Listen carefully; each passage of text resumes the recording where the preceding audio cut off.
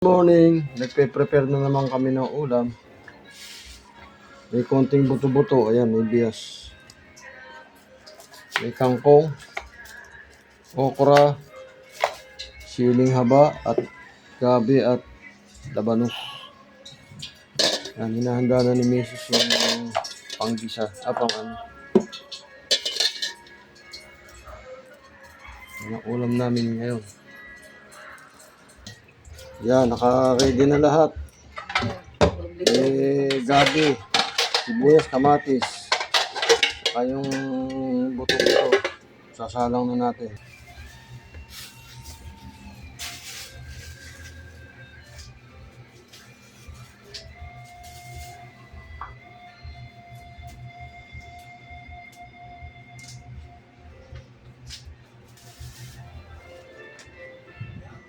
Hindi na naitalim yung kangkong.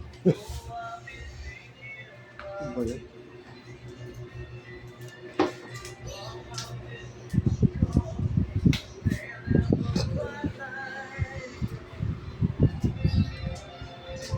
Wala bang kanin? Zero na po, papunta naman sa ano yan, sa warm. Kaya pwede na natin siyang patayin. Ayan. Alisin muna natin ang kanyang pressure para lumabas yung init, para mabuksan. Kasi pag hindi inaalis yung pressure niya, nakalock niya, nakalock. Hindi niya siya mabubuksan. Kasi may pressure pa eh. Ayaw.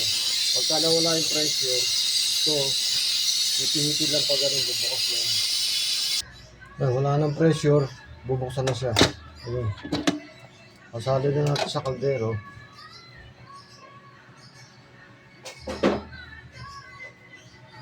Ilagay na natin yung ibang gulay at paasim, lahat na yan. Oo. Baka maasim na siya. Konti nga lang ito dahil nalagay ko lahat. Haluan mo, tikmo mo.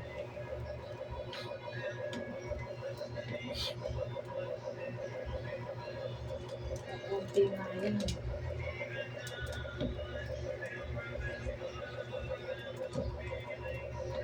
Tikmo mo kung maasim. Wala na ba rito? Wala na. Wala na ako gusto. Tama na yan.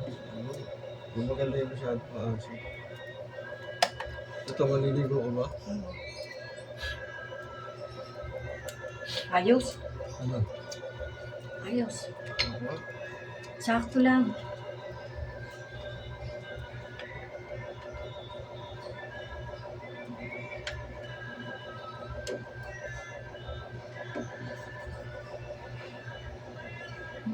Betchin na lalagay mo. Lalagay mo ang ano. Ayos. Lalagay ng ano. Kasi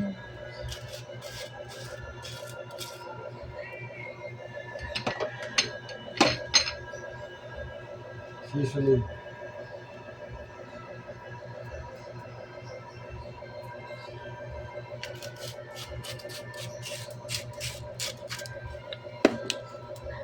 Papalambutin yung okra. Mamaya lang natin ilalagay itong kangkong. Mata. Hindi mo ako tinatawag eh. Alam mo nakapatay ang ano. Yan, ilagay na natin ang kangkong.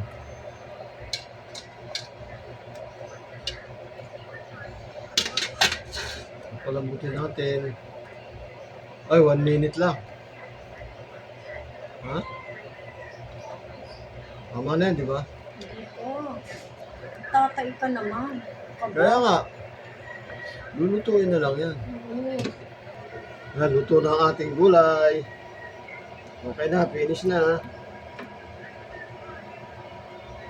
Ito na ang sinigang na buto-buto.